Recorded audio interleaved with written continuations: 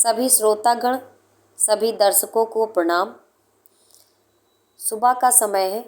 मेरे द्वारा दिव्य गुणों से भरपूर रंग बिरंगी सब्जियों के मिश्रण से बनाया जाने वाला मिश्रित सब्जियों की पोटली, जिसको हम लोग मोमोज बोलते हैं, ये एक तिब्बती व्यंजन है और तिब्बत में इसको मोमोज के नाम से ही जाना जाता है। मूल शब्द मांग मांग है।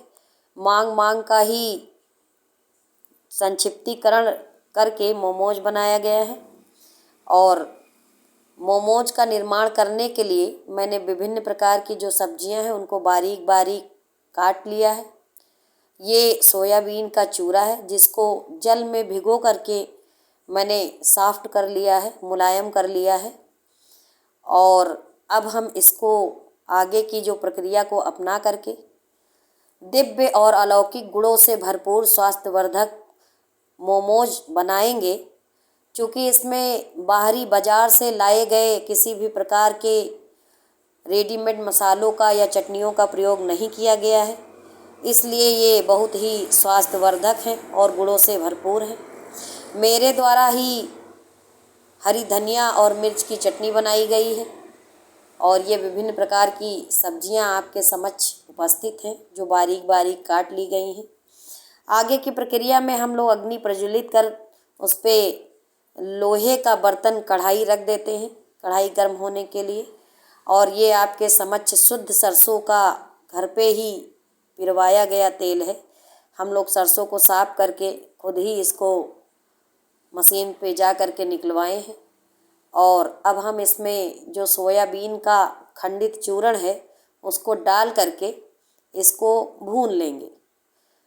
और अच्छे से भुनाई करने के बाद हम लोग इसको क्या करेंगे कि अलग निकाल के थाली में ठंडा होने के लिए रख देंगे। सोयाबीन एक प्रोटीन युक्त पदार्थ है। इसमें सर्वाधिक मात्रा में प्रोटीन पाया जाता है, जो हमारी मांसपेशियों को और हमारे जो शरीर में कोशिकाएं हैं उनके निर्माण में कार्य आता है।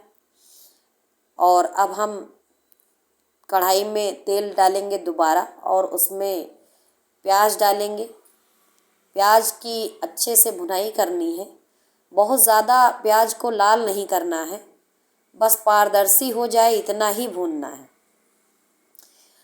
प्याज में भी सल्फ्यूरिक एसिड होता है, जिसके कारण जो है जब हम लोग इसको काटते हैं तो हम लोगों के आँखों से आंसू निकल आता है और अश्रु निकलने की वजह से ऐसा लगता है कि हम लोग रो रहे हैं। इसे भूनेंगे और प्याज उसके की बाद भुनाई हम हो इसमें जो चुकी है है और इसमें बंद गोभी, लहसुन अदरक का पेस्ट भी डाल दिया गया है मेरे द्वारा। शिमला मिर्च कटा हुआ, और अब मैं बंद गोभी, शिमला मिर्च और डाल करके जो अपना बाकी का जो हमारे मसाले हैं, मिश्रण है, वो सब हम डालेंगे इसमें।